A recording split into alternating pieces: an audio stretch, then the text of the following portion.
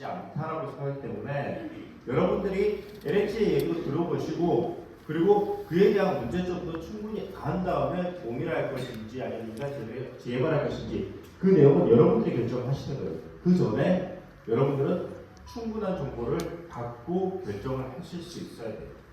누구의 하나의 얘기를 듣고 그 내용에 꽂혀서 그 내용이 그대로 될 거라고 생각하고 진행한다면 결국 내 재산을 내가 임의로 처분하는, 내 마음대로 처분하는 게 아니라 내가 내 재산을 누구의 잘못된 정보로 인해서 잘못 처분할 수가 있기 때문에 그 부분을 조심하시라는 취지에서 지금 오늘 설명을 드린 것이고, 여기에 얘기하는 뭐 제가 이게 정치냐 누구냐 이게 중요한 게 아니라 오늘 내용 자체를 한 번 더 생각을 해보시고 가시면 좋겠습니다.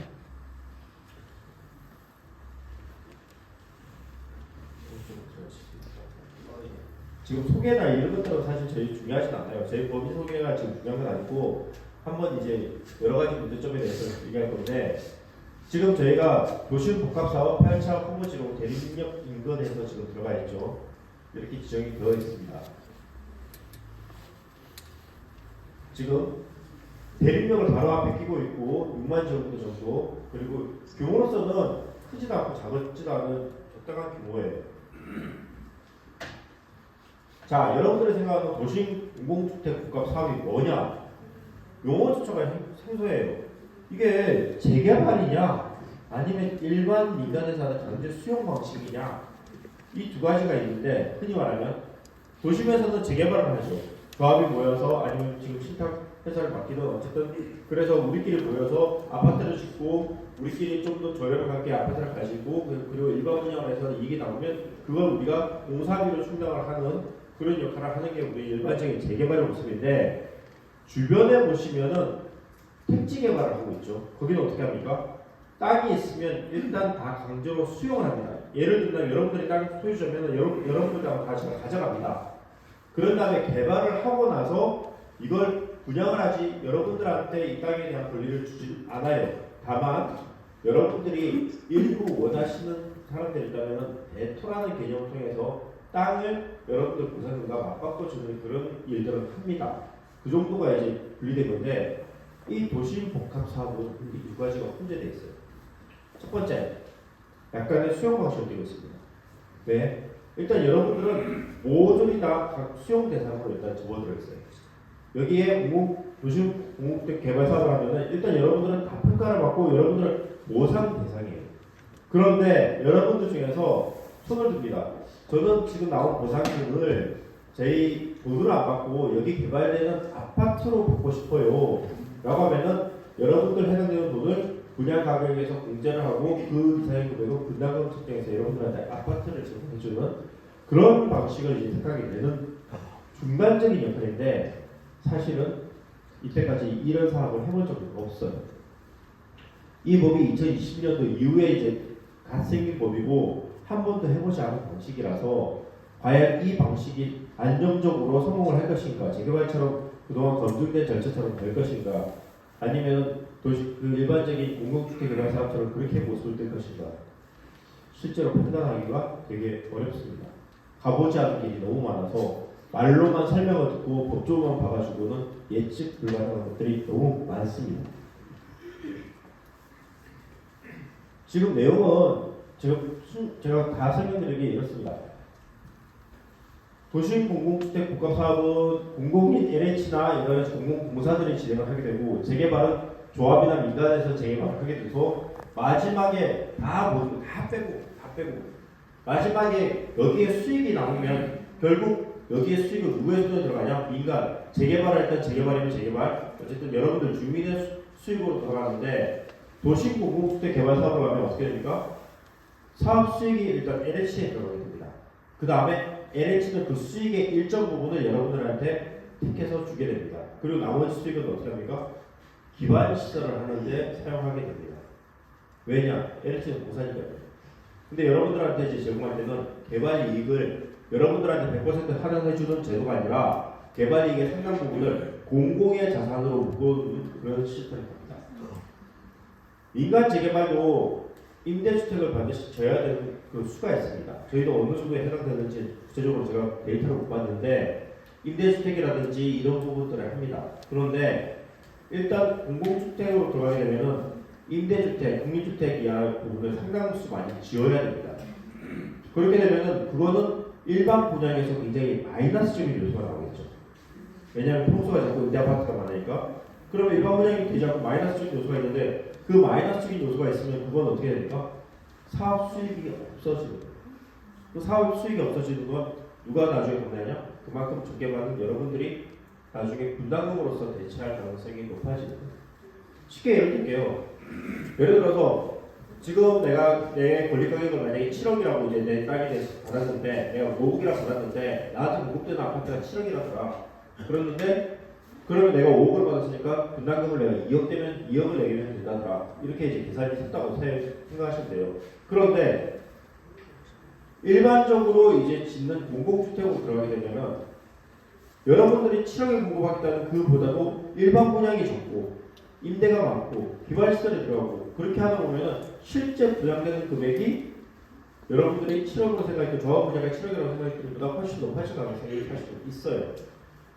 그리고 그러면 여러분들이 그럼 내가 권리가에 내 땅을 5억이 아니라 6억이나 7억에 평가해주면 같은 거 아니에요 하는데 실질적으로 여러분들 땅을 6억이나 7억 그렇게 개발사업, 재개발처럼 많이 찾을 그런 가능성도 그다지 없어요. 왜? 공공사업에 있어서는 반드시 여러분들 땅을 평가할 때 뭘 하냐면 개발 이익을 배제를 하고 평가를 하게 되는 방식을 택합니다. 다시 얘기하면 예를 들어서 제 땅이 지금 1,000만 원짜리 땅인데 개발이 됐다고 하니까 주변 땅값들이 1,500만 원, 2,000만 원 띱니다. 그랬는데 내 땅으로는 1,500만 원을 보상해드리겠다고 했더니 아니요, 그 옆에 땅 뛴 거는 이 개발 때문에 뛴 거기 때문에 당신은 1,000만 원을 보상할 거예요. 그렇게 얘기되는 거예요. 그렇게 된다면 여러분들 땅은 이 개발 사업을 해서 개발이익이 없는 기존의 가격으로 보상이 되고 그 다음에 아파트는 싼 가격에 공급되는 게 아니라 임대라든지 여러 가지 방편에 쓰였기 때문에 개발이익이 배제된 비싼 가격으로 하다 보면 공공임대로 봤을 때 오히려 높은 가격에 내가 분담금을 내고 아파트를 받아야 되는 경우가 생기지 않을까라는 의구심을 지울 수가 없어요. 그래서 이런 부분들을 해소시키지 못하고 이상 하는 거예요. 다시 얘기한다면 이렇게 하면 돼요. 저는 LH한테 이렇게 권해드려요. 최소한 이 지역에 당신들 땅의 보상 금액은 어느 정도 할 것이라는 걸 미리 얘기해주고 그 다음에 여기 공급되는 아파트는 얼마 이상을 안 하겠다는 걸 미리 얘기해주면은 여러분들은 그걸 보고 선택을 할 수 있어요. 그런데 지금은 여러분들 땅을 얼마나 보상해 주는지 얘기를 전혀 안 하고 감정평가에 의해서 시세에 의해서 할 거라고만 얘기해요. 그 시세가 어떤 거와 똑같냐면은 택지 개발하는 쪽의 시세가 똑같아요. 택지 개발 쪽에도 시세로 보상하는 걸 얘기합니다. 근데 3기 신도시 어디를 가봐도 시세대로 평가받아가지고 만족한다는 사람 본 적이 있다면 없어요. 거기서 말하는 시세는 개발되기 전에 시세이기 때문에 여러분들한테 개발이익을 포함해서 안 하기 때문에 주변에 대한 효과하고는 차이가 많이 나는 시세예요. 그리고 앞으로 개발되면서 분담금이 늘어날 가능성에 대해서는 항상 위로 열려 있는데 얼마가 더 분담해야 되는지도 알려주지 않아요. 즉, 내 땅을 얼마에 보상해 줄지 그리고 공급되는 아파트를 얼마에 공급해 줄지를 얘기하지 않은 상태에서 당신 땅을 적절하게 보상해주고 파는 아파트는 적절하게 팔 테니까 나한테 당신 땅 쓸 수 있는 권리를 주세요라고 지금 얘기를 하고 있어서 이런 부분들을 과연 공의를 얻기에 적당한 것인가라는 생각이 제가 드는 거예요. 그래서 오늘 이 얘기를 드리는 겁니다. 그래서 LH가 지금이라도 최저 마지노를 다 알려주면은 훨씬 더 이 사업에 대해서 탄력이 부족하다고 생각하는데 LH는 여전히 그 부분에 대해서는 입을 닫고 있습니다. 그러면서 항상 얘기는 시세대로 평가할 겁니다. 그리고 분양은 일반 분양보다 저렴한 가격에 단기간에 여러분들한테 분양할 겁니다. 라는 얘기만 반복하고 있어요. 그러면서 마지막은 이 얘기를 드려야 되죠. 우리는 공사예요. 우리를 왜 못 믿어요? 결국은 LH를 믿고 다 맡기라는 얘기밖에 안 되는데 지금 개발되는 모든 지역들에 갔을 때 LH가 개발한 사업이 있었을 때 보상이 그렇게 잘 나오고 다 만족하는 상황인가 라는 걸 봤을 때는 공사의 입장과 우리의 입장은 다를 수밖에 없다. 그렇게 보는 거고요. 저한테 좋은 시간이 많지 않아서 오늘 세세적인 건 다 설명 못 드리겠어요. 근데 최근에 도시공공주택 복합 사업에 대해서 LH에서 본부장이 나와서 설명한 내용이 있기 때문에 그 내용을 장점 4가지를 얘기했기 때문에 그 장점 4가지에 대해서 한번 얘기를 해보고 오늘 정리를 하겠습니다. 두 번째 건데.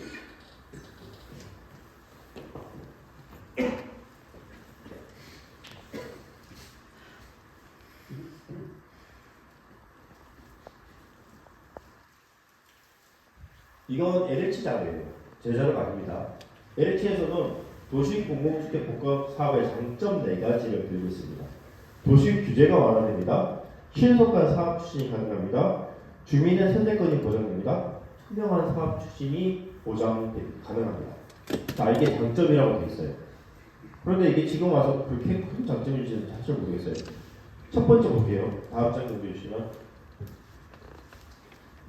제가 보겠습니다. 도시 규제가 완화된다고 되어 있어요. 도시 규제가 완화된다는 게 뭐냐면 기존에 있는 용적률 몇 층까지 아파트를 줄 수 있고 어디까지 아파트를 줄 수 있는 게 제약되는데 도시 공공주택 복합 사업을 하면은 그걸 완화시켜 주겠다는 거예요. 그 도시 규제가 완화되기 때문에 더 많은 아파트를 지을 수 있습니다라고 하는데 이미 우리는 지을 수 있는 용량이 한계가 있어요. 그리고 이미 지을 수 있는 것들도 상당 부분 높게 지을 수 있고 많은 평수를 지을 수 있기 때문에 지금 이게 새롭게 들어온다고 해가지고 결과적으로 우리한테 파격적으로 나아지는 부분이 그렇게 많지 않아요. 사실은 용적률이 많이 향상되거나 건폐율이 좋아지거나 아파트를 수십 채를 수백 채를 더 질 수 있거나 이런 상황이 전혀 아니기 때문에 이 장점을 가지고 우리 대림 이 지역을 개발한다고 하기에는 부족해요. 사실.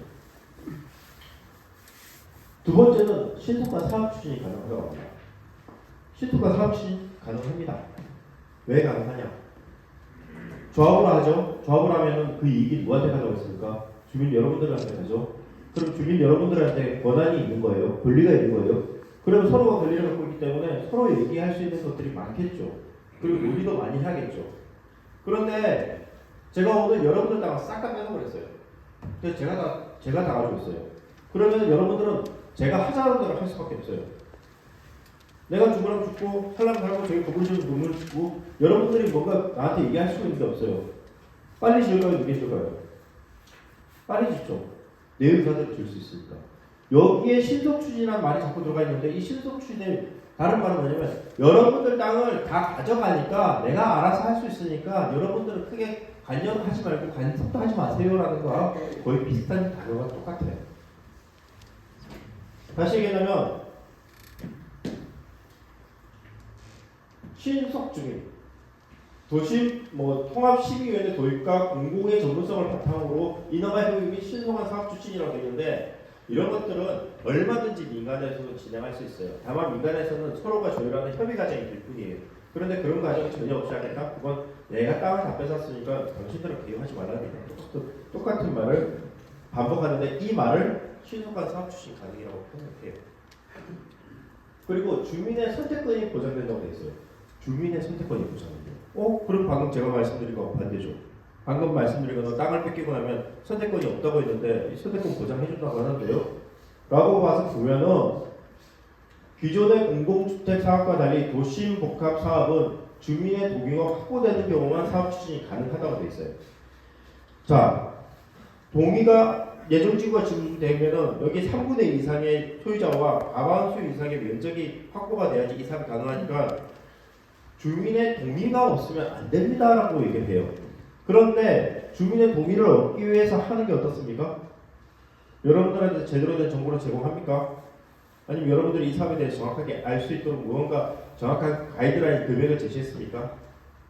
제가 실제로 지금 금강 2지구 계속 얘기를 하고 있는데 금강 2지구에 가면은 그 동의서를 보고 있어요. 왜냐하면 주민들이 동의했어야 되는 사업이라고 하니까. 그런데 거기서 뭐라고 하냐면은 이번에 동의를 해야지만이 발코니 확장을 가능해주고 베란다 확장을 해주고 동의를 하지 않으면 베란다 확장이 없다라고 얘기를 해요. 그래서 만약 지금 동의하지 않으면 나중에 이게 통과됐을 때 당신들 불이익이 있을 거야 라는 식의 얘기를 하면서 동의서를 모으고 있어요. 자, 주민의 동의에 의해서 이 사업을 합니다. 동의는 어떻게 했습니까? 제대로 된 정보를 주지 않고 잘못된 정보, 오히려 협박성을 통해서 동의를 하지 않으면 끌어가는 방식으로 하고 있는데 이게 과연 주민의 선택권이라고 얘기할 수 있을까? 정확하게 얘기하고 이렇게 할 수 있습니다. 저렇게 할 수 있습니다. 그리고 철회권도 보장됩니다. 제가 솔직히 말씀드릴게요. 얼마 들을지 몰라요. 솔직히 말씀드릴게요. 비싸게 팔 수 있어요. 그래도 동의해주세요. 이런 것도 동의시켰다면 저는 동의도 확보라고 하는데 전혀 그렇지 않은 상황이기 때문에 과연 주민의 선택권 보장이 된 상태에서 지금 진행되고 있는지 이 부분을 나중에 혹시라도 예정지구가 돼서 공유사가 구하고 있을 때 그때 제가 드린 말씀을 한 번 더 생각하세요. 동의를 하면 뭘 해주고 동의를 안 해주면 뭘 하지 않겠다라는 말이 1이라도 나온다면은 그건 다 거짓말이에요. 그런데 그런 식으로 종이서를 보고 있어요. 그리고 넷째, 투명한 사업 추진이 가능합니다. 뭐 옛날에는 뭐 조합이 줄줄이 이제 그 비리에 얽매이고 했는데 우리는 갈등을 해소하고 주체를 강한 참여를 유도하고 이렇게 해서 투명하게 사업을 할 수 있다고 얘기해요. 근데 공사니까 재정이 공포되어 있는 건 맞아요. 이건 뭐 투명할 필요 없어요. 그런데 여러분들은 나중에 갔을 때 실제 여기가 개발이익이 얼마 있어가지고 내 개발이익을 몇 퍼센트 가져가는지 그 내용을 들여다볼 수 있는 능력이나 그리고 그 내용을 다 공개할 수 있는 상황인지 보셔야 돼요. 실제 만약에 3천억의 개발이익이 났다. 나한테 우리한테 얼마가 들어왔을까? 그걸 나중에 알 수 있을까요? 투명하게 다 공개했어요. 근데 그거 알 수 있어요?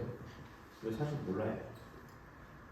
그리고 지금 진행되는데 의사결정에 대해서 주민들의 적극적인 참여를 유도하겠다고 했지만은 실제 가보면은 지금도 보상지역이 있습니다. LH가 진행하는 보상지에 가면은 보상협의회라든지 여러 가지 단체들이 있습니다. 가면은 사업이 뭐 하는지 설명을 듣고 그에 대한 보수기억 하나 하지 그게 내용 전체를 전달할 수가 없어요. 만약에 반대하는 의사라면은 그 반대하는 의사는 그냥 반대하는 의사일 뿐이고 그걸 반영하는 방식이 정해져 있지 않아요.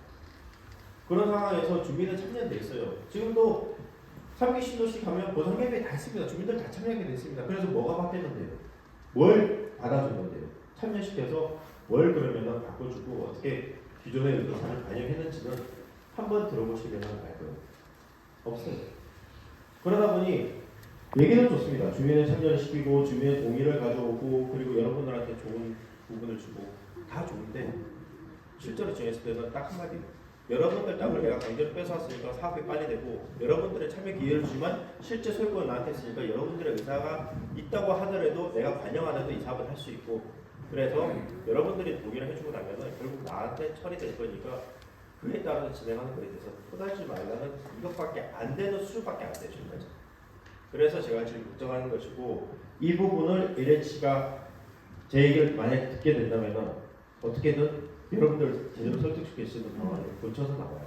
그렇지 않으면 이 사업은 이대로 진행되면 여러분은 이 사업이 어떻게 되는지 시험적인 문제로 여러분이 시험 희생양이 될 가능성이 있다는 걸 제가 말씀드립니다.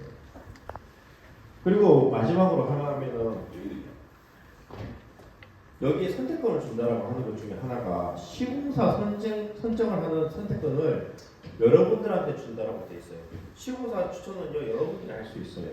그래서 여러분들이 시공사 추천을 하면은 그 시공사가 여러분들을 짓기 때문에 일단 공공주택 개발을 하면 LH가 지으면은 되게 좀 안 좋게 짓는 경우들이 많아요. 자재들이 좀 싸고 그 다음에 평형수 층고나 이런 거 설계들이 좀 엉망인 경우도 좀 있고 문제가 많은데 그런 문제점을 자꾸 지적하니까 뭐라고 하냐면 시공사는 여러분들이 선택합니다. 그래서 여러분들이 뭐 삼성을 선택하면 레미안이 올 것이고 여러분들이 선택하는 브랜드가 올 것입니다 라는 얘기가 있어요. 아, 그 얘기 너무 듣기 좋죠. 좋은 브랜드를 지을 수 있구나. 도심이라서 아닌 줄 알았는데 그냥 LH가 SH가 지으면 다 그런 줄 알았는데 그게 아니야. 근데 여기 또 하나의 허점이 있어요. 뭐냐? 나중에 임대아파트가 있는데 임대아파트 설치 기준을 봐야 돼요. 임대아파트 설치 기준이 어떻게 되어 있을 수 있냐면은 일반 분양과 동일하게 지어라고 되어 있을 수 있어요. 거의 그렇게 지금까지 했습니다.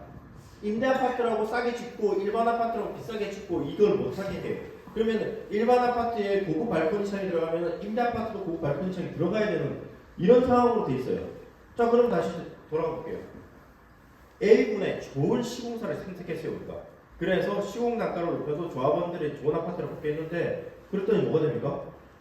임대 아파트도 똑같은 수준을 지어줘야 돼요. 임대 아파트는 수익이 돼야 안 돼요. 수익이 안 돼요. 수익이 안 되는데 우리의 건축비, 공사비가 그쪽으로 다 쏠려갔어요. 우리 개발이익은 우리가 좋은 시공사를 정함으로 해서 우리 개발이익은 더 많이 사라질 수가 있어요. 그러면 이것도 설명이 나와야 돼요.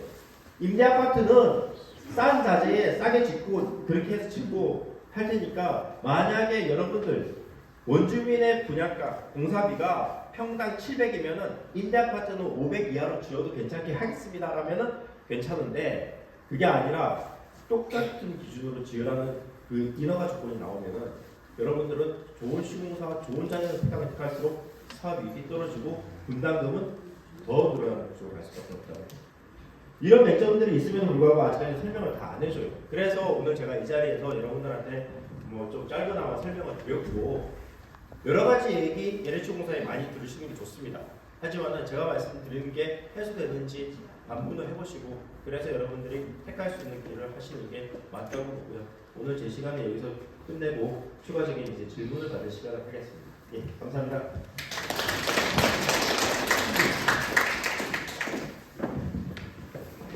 네, 여러분.